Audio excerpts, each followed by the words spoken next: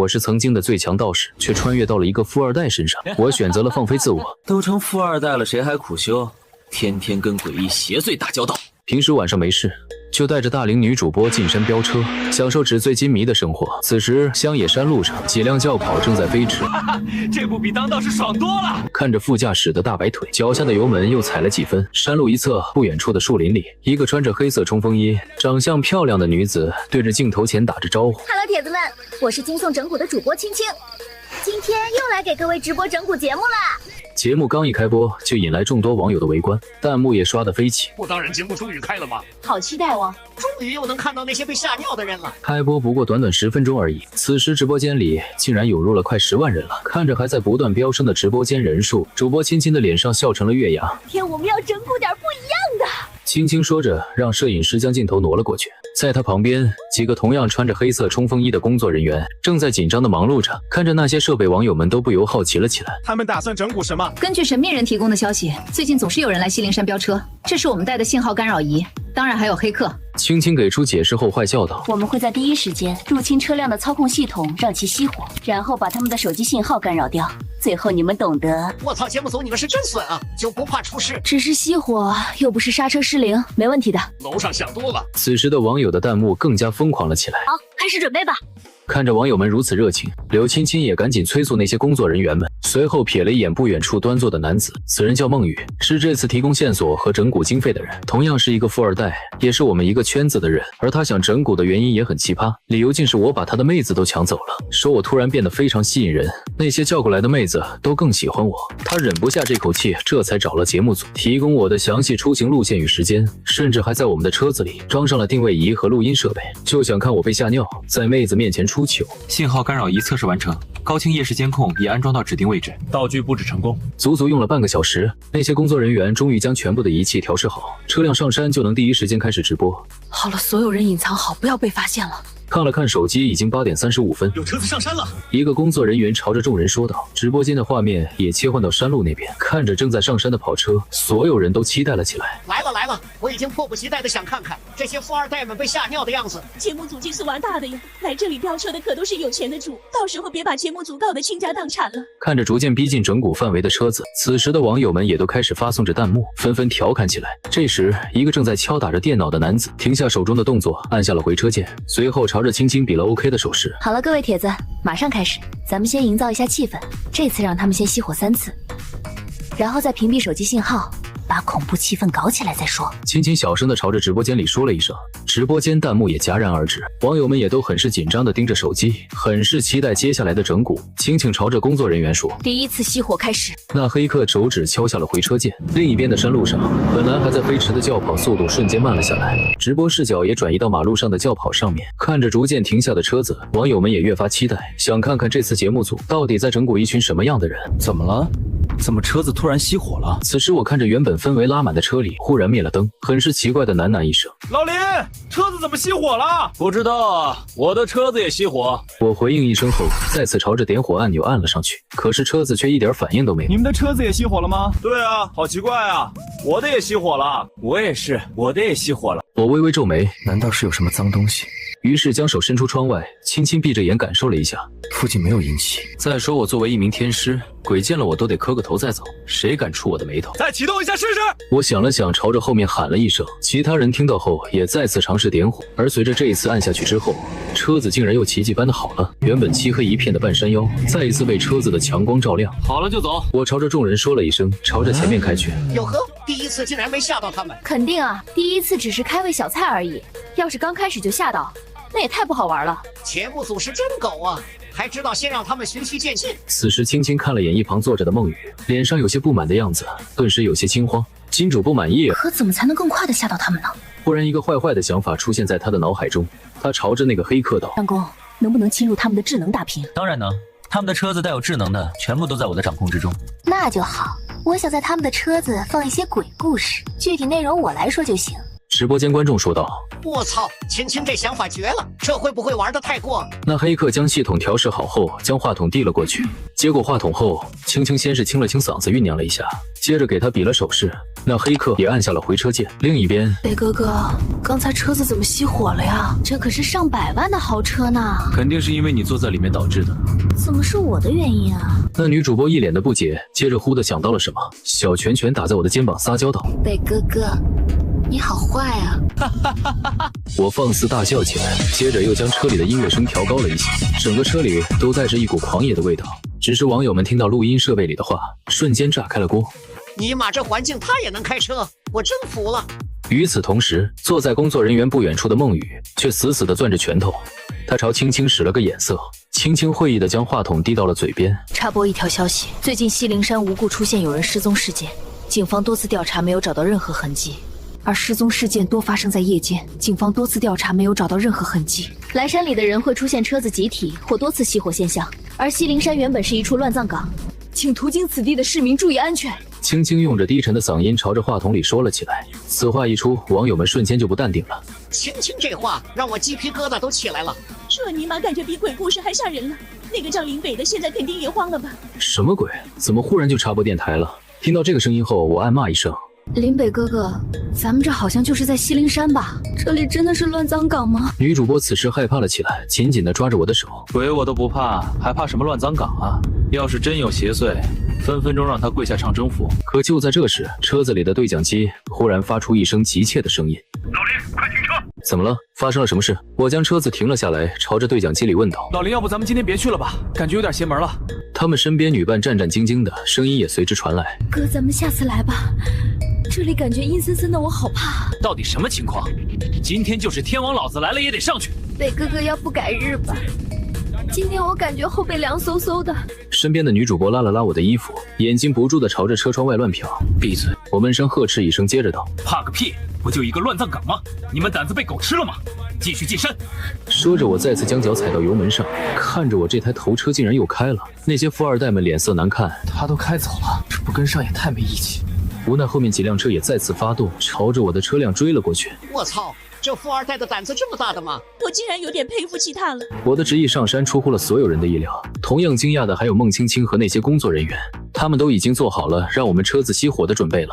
青青咬了咬牙说道：“既然他非要送死，那就怪不得我。”说着，他朝着身边的工作人员道：“等他们到了指定位置，直接熄火，信号干扰仪，把他们的手机信号屏蔽掉。”而此时我正逐渐逼近节目组指定的地点，眼看我们即将达到预设位置，青青赶紧下发指令，那些工作人员们赶紧按下设备的按钮。一段两侧满是坟堆的山路中间，5辆车子的灯光再次熄灭。这次换谁都该扛不住了吧？我已经能想象得出他们现在慌张的样子。赶紧转高清摄像头让我看看。青青赶紧上道具，我已经迫不及待。时间还早，现在先让他们自己吓自己，等他们不信的时候再上道具也不迟。这他们到底什么情况？都说了刚才掉头回去你不信，现在怎么办？我好害怕呀！随着镜头转播过去，车里的声音也随之落入众人的耳中，直播间的观众们瞬间就乐了。北哥哥，咱们怎么办啊？我们会不会死啊？肯定是碰到什么脏东西了呀！他很是害怕地抓着我的手，眼泪在眼眶里打转，口中还不断埋怨着：“闭嘴！”我闷喝一声，见我脸色铁青，那女主播不敢继续说话，身体紧紧贴着座椅，眼泪簌簌地落了下来。我没有理会低声哭泣的女主播，而是双指并拢抹了一下眼睛，随后朝着车外看去。山里依旧是宁静的一片，也没有任何阴气溢出的迹象。这就奇怪，不是诡异邪祟作怪，怎么就连续熄火2次，还莫名插播一些鬼故事之类的？约莫过了几秒钟，我收回目光。老林怎么办呢？就在我思索间，对讲机里再次传来同伴紧张的声音：“还能咋办？打拖车电话呗。”我也是没了办法，我是天师，又不是修车工，这家伙怎么看起来一点都不怕的样子？他第一时间为什么想的是拖车？他这脑回路不对吧？这家伙有点胆量，不过一会儿电话也打不通，我看他还能不能继续这么淡定下去。孟雨见状，朝着青青轻声道：“再加点小料。”青青会意，朝着道具组说了一声：“把手机信号屏蔽掉。”身边的工作人员按下设备按钮。对啊，我们可以打电话叫拖车。我的话很快提醒到了众人，那些富二代们也赶紧拿出手机。老林，没信号啊，连报警电话都打不了。对方的言语越发的害怕了起来，我闻言有点懵。要知道手机哪怕是不装卡，报警电话也是可以打出去的，这不科学啊！老林，你这次真的害了大家呀，刚才就该回去的。这下连电话也打不通，咱们要怎么办？我他妈现在连车都不敢下，别真像电台里说的，这山里有什么不干净的东西吧？那些原本还算镇定的富二代朋友们，此时也终于遭不住，纷纷埋怨起我来。而就在这时，远处突然出现一声诡异的鸟叫声。随着这声鸟叫传来，那些车里的女主播们最后一根弦终于断了，她们在车里尖叫了一声，捂着头趴在自己的位置上瑟瑟发抖。马德，到底谁在搞我？看着愈发不对劲的情况，我忍不住爆了一句粗口。接着我朝着对讲机里怒道：下车，我给这些鬼开个会。等等，我有点懵，他说他要给鬼开个会。我的声音自然也落入所有人的耳中，网友们人都傻了。这个富二代脑子有问题吧？他竟然要下车给鬼开会！连工作人员也都一脸懵逼地盯着屏幕，轻轻捏了捏额头，有些头疼。等等，让我捋捋。沉吟了一下，忽然想到了什么。这家伙肯定是装的。我看过网上写的一个段子，说遇到邪祟不要慌，默念百无禁忌。你表现得越凶，他们就越怕你。这个林北肯定也是因为看过这种段子，所以才会下车壮胆的。其实他心里肯定害怕的要死。他的这一通分析，顿时引起所有网友的高度认同。工作人员也很是认同的点了点头，再次朝着屏幕里看去。老林，你在胡说什么呢？现在情况不明，别下车呀！北哥，别下去啊！万一真碰到什么，会出大事情的。一旁的女主播闻言也是赶紧拉住我，这会她觉得车子里都不怎么安全。我一把甩开那女主播的手，直接推开车门，朝着外面走去，径直来到一处空地。先礼后兵吧，重活一世还是穿成富二代的。真心不想再跟这些诡异邪祟打什么交道，也同样不想暴露我的天师身份。我现在只想享受这来之不易的富二代生活。清了清嗓子，我朝着周围说了起来：分队里的老少爷们、大婶大妈们都看过来，我开个会。我两手伸了出来，做出一副领导做派。我不管你们是去年走的还是今年买的，我这几个车熄火2次，你们还给我插播广告，我就问问，还有王法吗？还有法律吗？平时狗见了我都得绕道，你们什么档次敢熄我的火？现在我去给车子打着，我马上走，否则别怪我不给你们面子。说着，身上散发出一股普通人看不到的能量，而这种能量是诡异邪祟最害怕的东西。说完，我双手背在身后，朝着车子走去。直播间网友顿时哈哈大笑。这哥简直逗死我了！见过领导给员工开会的，还是第一次见给阿飘开会的。这操作九叔来了都得叫大哥。直播间人数更是达到了恐怖的20万人。青青此时看着屏幕，听到我说的话，脸上也憋得通红，不敢笑出声来。他目光朝着孟雨看了过去，此时的孟雨也是一脸懵逼。他以前不是这样的，这么尬的话，他到底是怎么说出来的？青青也意识到自己的失态，赶紧稳住心神，朝着那黑客工作人员道：让他继续装，等他要走再给他熄火。此时我已经来到了车前，打开车门走了进去。北哥哥，你刚才在干什么呢？给鬼开个会，让他们放行。老林，你在开什么玩笑？还给鬼开会？你不会鬼上身了吧？我没搭理他们，深吸了一口气。别逼我动用天师的能力啊！我真不想暴露自己。暗暗说了一声后，我朝着汽车的点火按钮按了过去。一声轰鸣之后，女主播满脸的惊喜，打着火了。见我的车子亮了之后，其他富二代们也赶紧去按点火键。原本漆黑的车子里面再次亮了起来，中控屏幕上 DJ 的音乐也再次响起。老林，你到底怎么？是啊，老林，你刚才到底干啥了？怎么下了一趟车，车子就又能发动了？老林，你是不是有什么我们不知道的能力吗？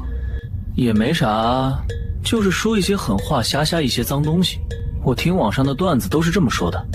我随口敷衍了一声。原来是这样，我是也看过这种段子，没想到真的管用，还好有老林在，不然我们今天真是一点办法都没了。好了，别废话，咱们继续上山。眼看都9点多了，我也懒得在这里继续耽误什么。什么？还上山了？好不容易车子打着火了，你还要上去？今天就非去不可吗？废话，我已经讲通了，不会再出现这种情况了。继续玩我们的就是了，你们不会怕了吧？我用着激将法朝着对讲机里说了一声：谁怕？去就去！那些富二代们也都是年轻人，哪里经得起我的激将？当下也只好答应下来。不过北哥哥，你确定我们的车子不会熄火了吗？要不今天就算了吧。身边的女主播却问道，显然她还没缓过来。怎么，你不信我？可就在我说完这句话后，5辆车子再一次同时熄火，空气瞬间静止了一般，车子里甚至可以听到他们的心跳声。干得漂亮，这时机让你把握的绝了。不知道他这次还敢不敢下车，再给那些鬼开个会。青青，你是会拿捏人心的，这真是把他往死里整啊！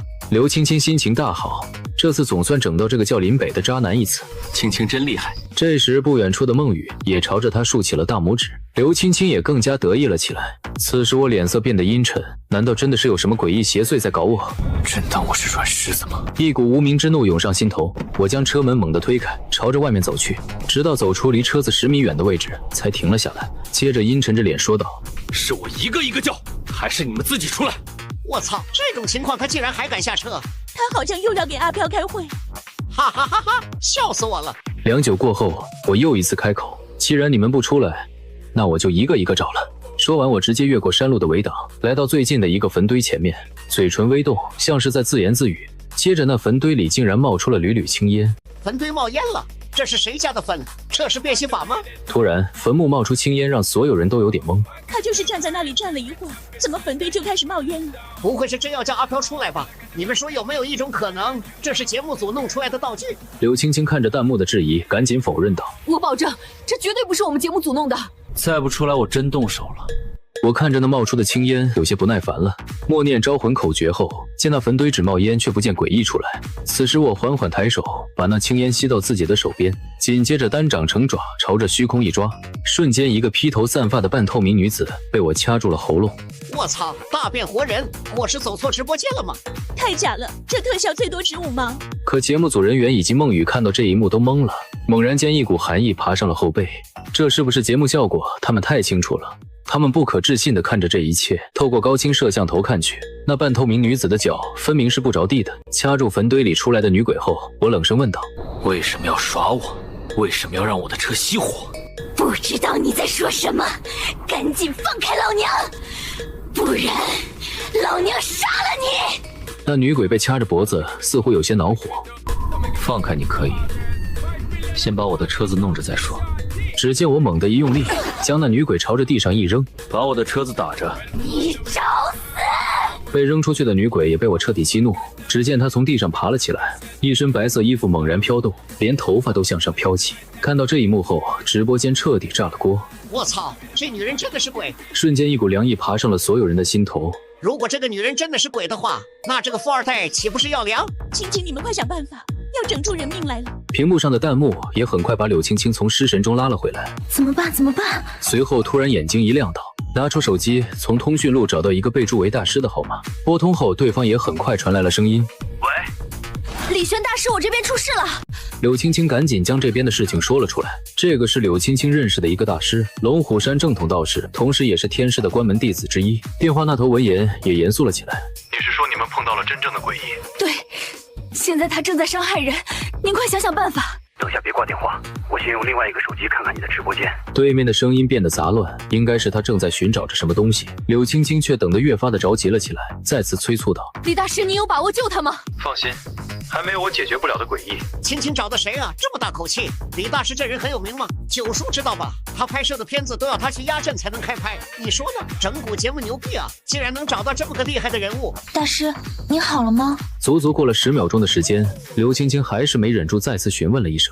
而就在这时，李璇也终于回话：“这人救不了了，我去你那边至少要1个半小时的路程，就算我现在赶过去，黄花菜都凉了。”听着他的话，柳青青心都凉了，但是他还是想继续争取一下，毕竟我要是死在了这里，他以后就别想有好日子过了。李玄大师，不管怎么样，您能来一趟吗？行，我过去一趟，正好夜里车少。谢谢了，李天师。柳青青点了点头，挂断了电话，失魂落魄地朝着工作人员们走去。青青，连大师都没办法吗？看着刘青青过来，孟雨脸上带着忧愁，她只是想整一整我，却也没想到真的会把鬼招来。孟总，别忘了您说的。柳青青瞥了他一眼，淡淡道：“你快看，那女鬼出手了！”就在孟雨心塞的时候，一个让他绝望的声音再次响起。视频里那女鬼漂浮在空中，惨白的脸上带着残忍的笑意，眼睛死死地盯着我。虽然不知道你用了什么办法把我抓出来，但是今天你要长眠于此了。你这么年轻，灵魂一定很美味吧？女鬼的话让所有人陷入了绝望，只是透过屏幕，他们都感觉到背脊发凉。你们快想想办法呀！北哥要出事了！头车里的那个女主播将对讲机拿在了手中，很是急切地朝着其他人求救，只是她的话却没有任何人回应。此时的外面，看着女鬼摆出的这一副吓人的架势，我的心里却很无奈。这女鬼分不清大小王啊，那就让她长长见识吧，省得以后还出来吓人。想到这里，我缓缓抬头，缓步朝着女鬼走了过去。不是，这哥们是真傻吗？他还敢朝那个女鬼的方向走，这个时候不是应该跑吗？网友们越来越看不懂了，当然，同样看不懂的还有那个女鬼。见我朝着她走了过来，也是微微一愣，随即脸上的残忍神色再次呈现，俯身猛地朝我扑了过来。完了，这富二代要挂了！所有人心里同时一紧，甚至有些胆小的直接捂上了眼睛。可就在这时，只见我任缓缓开口：“哥跟你说说，什么叫天师？”听着我的话，所有人都不由一愣。马德都这个时候了，还在说不装逼能死？只见那女鬼已然扑到我的面前，紧接着啪嗒一下跪了下来。整个直播间乃至节目组都陷入了一个诡异的安静，他们瞪大了眼睛，不可置信地看着屏幕。此时的直播视频里，刚才还叫嚣着要把我杀掉的女鬼，就那么跪在了地上，眼睛带着一股迷茫。她懵了，自己怎么就跪下来了？好像身体完全不受控制了一样，跪得很顺滑，好像自己就该跪下似的。可是为什么呀？我不是要杀她的吗？很快那女鬼反应了过来，想要起身重新杀掉眼前这个家伙，却发现自己完全起不来。另一边，李璇的跑车在大街上快速地飞驰着，身边的手机再次响了起来。李璇接起电话，闷声道：“青青，什么情况？”李璇大师，那个女鬼给林北跪下了。青青，你说的清楚点，什么叫那女鬼给那个林北跪下了？李大师是这样的，柳青青赶紧将自己看到的东西说给了他听。你是说，他说让那个女鬼跪下，那个女鬼就跪下了？柳青青的话却让李璇有点怀疑人生。你等我一下。说着，他赶紧将另外一个手机拿了出来，把惊悚直播的视频拉了出来。此时的视频里，那女鬼还依旧跪在我的面前，而我负手而立，一点也没有害怕的样子。我的身上还微微散发着淡淡的金色光芒，就是那光芒很微弱，哪怕隔着屏幕都看得不是很清。但身为天师的李璇一眼便看出来了，只是他看到这光芒后却十分震惊。他身上怎么会有道运？李璇拍了拍脑袋，试图让自己冷静下来。忽然他想到了一个可能，难道林北身上有法器？大师，您还在吗？这时柳青青的声音将他拉了回来。我在。李璇回应了一声。我现在赶紧赶过去，他身上应该是有什么法宝，可以撑一段时间。等我赶到，或许能救下他。说着，他将手机挂断，再次将油门踩了下去。我说这女鬼怎么突然跪下来了？原来是有法宝啊！法宝这个东西既然是真的，那岂不是说她没什么事儿了？另一边，那女鬼跪下之后，眼神怨恨地说：“你对老娘干了什么？放开我！”我没有说话，只微微俯下身子，微笑着用食指轻轻朝着那个女鬼的下巴挑去。这不年不节的，你怎么还给我跪下了？先说好，我可没红包给你。女鬼虽一脸惨白的样子，但模样不错。放开我，老娘绝对生死了你！被调戏的女鬼哪里受过这种委屈？我就不放，你能怎么样？我一副无赖的笑着，顺带还用手摸了一下她的脸。死了很久了，但手感还不错。女鬼胸口起伏，气得不轻，不过很快缓缓平息了下来。你到底想干什么？我干什么？这话不是我该问你吗？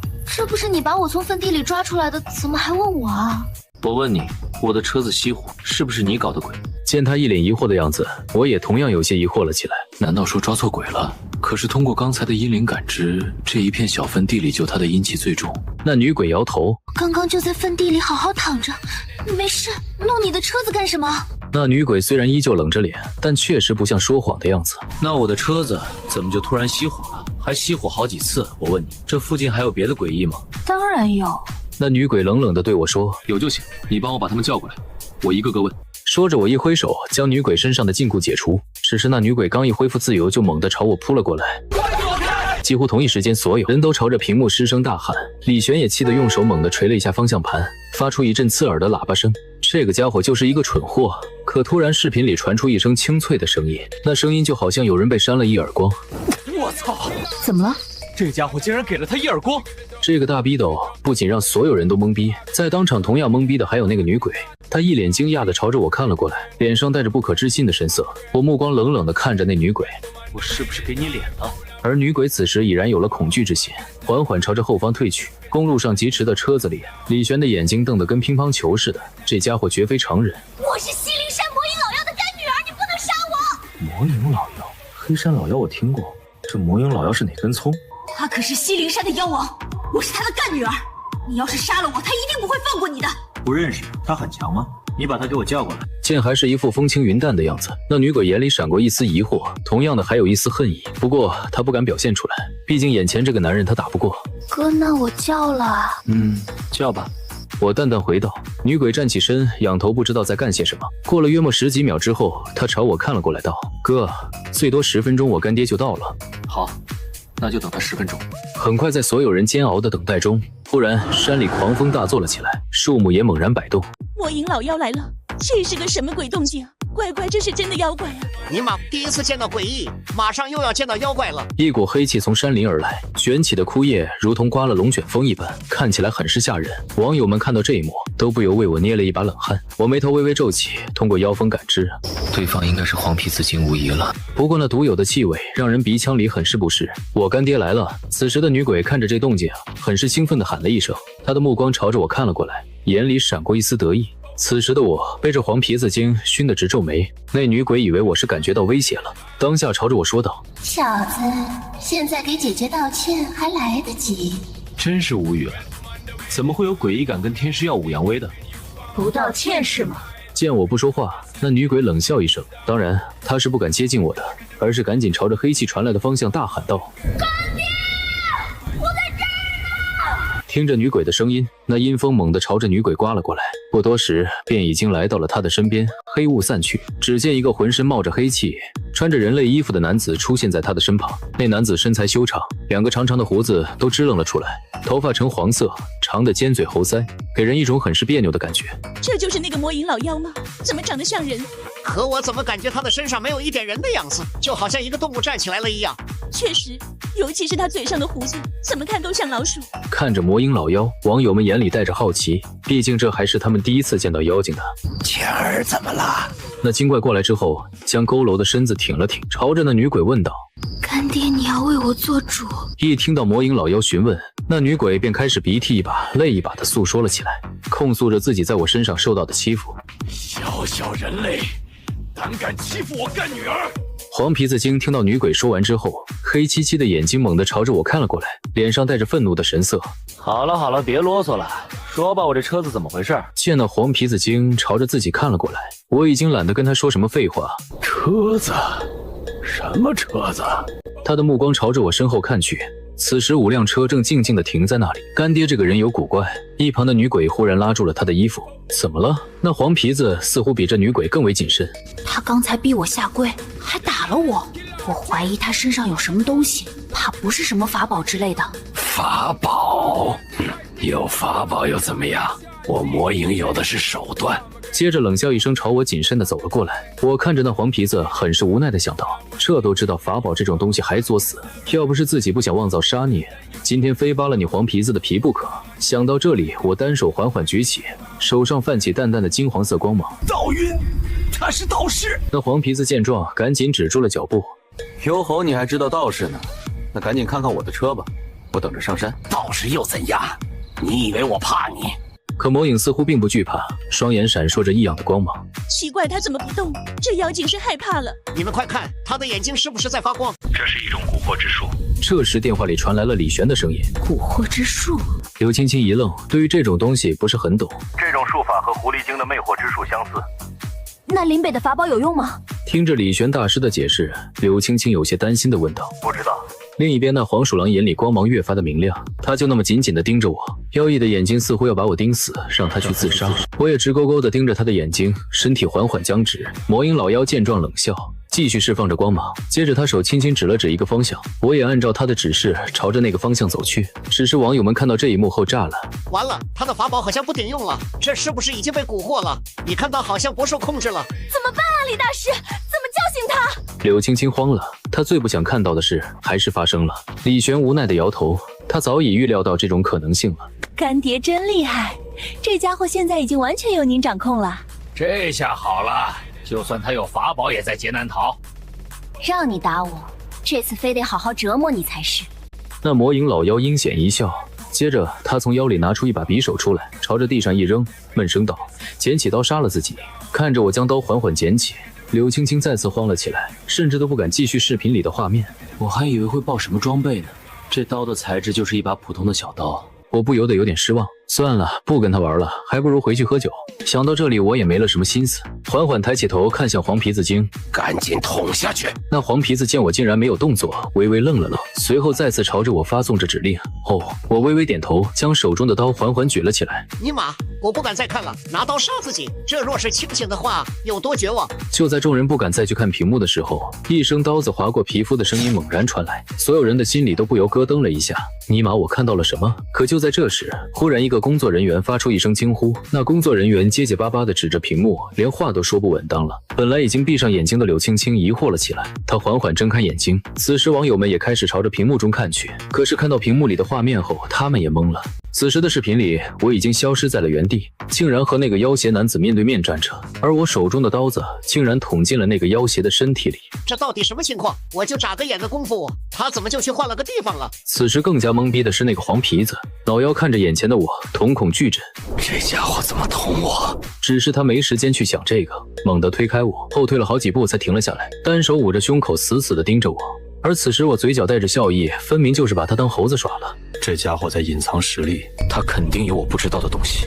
此时的电话里，李璇的声音也猛然响了起来。当看到我捅了那个魔影老妖的时候，他就感觉不对劲了。这个林北并不是靠着什么法宝，而是他自己本身就是一个道士。与此同时，龙虎山上此时十分安静，道士们也都回到住所，或刷短视频，或打坐修行。此时，一个穿着蓝色道服、长相很是清纯的女子半捧着下巴，无聊地看着外面。噔噔噔，这时她的手机忽然响了起来。李轩师兄，您怎么突然打电话过来了？玉瑶师妹，师傅闭关出来了吗？没呢，怎么了师兄？玉瑶师妹，师傅最疼你了，你能帮我个忙吗？李师兄，到底怎么了？来不及解释了，你想办法让师傅出关，然后让他看看一个名为《惊悚整蛊》的直播节目。这不好吧？你知道师傅他老人家最烦这种电子设备了。我知道，但是这边发生了大事儿，你别墨迹了，快点去。挂了电话，于瑶不由嘟囔一声，没有第一时间去找老天师，而是好奇地点开手机直播，点了进去。一看不要紧，只见他猛地站起身来，拿着手机朝着道观后面的洞府跑去。洞府内，老天师看完直播片段，手中拂尘微颤，沉默良久后长叹一声：道云天成，言出法随，这并非当世之法。他是我道门记载的早已断绝传承的天师。龙虎山上下震动，西陵山上，我捏着鼻子将黄皮子老妖收服。威尔太大了，修为全在放屁上了是吧？天师老爷饶命！此时李玄终于赶到，与他同来的还有一位须发皆白、道袍古朴的老者，正是匆匆出关的龙虎山当代天师。老者目光如电，落在我身上时骤然凝固，竟不顾众人目光，上前3步躬身便拜。龙虎山第72代弟子玄尘，拜见前辈。他不知如何称呼，但那份源自道统本源、跨越时空的威压做不得假。别整这些虚的，这黄皮子和他干女儿，你们道门看着处理。还有，整蛊节目以后别搞这种歪门邪道，容易玩脱。孟雨连连点头，柳青青则是在巨大的惊吓中直接晕了过去。事后道门将西陵山化为禁区，秘密处置了魔影老妖。我的生活回归正轨，依然是那个带着女主播飙车的富二代，只是圈内悄悄流传起一个传说，林家那位是真能通天的。偶尔我也会接到一些来自特殊部门的友情咨询，报酬丰厚，但我都懒得去。夜色下，我搂着新任网红女主播的细腰，引擎再次轰鸣。北哥哥，你不怕有鬼吗？我笑了笑，这世上比鬼可怕的是人，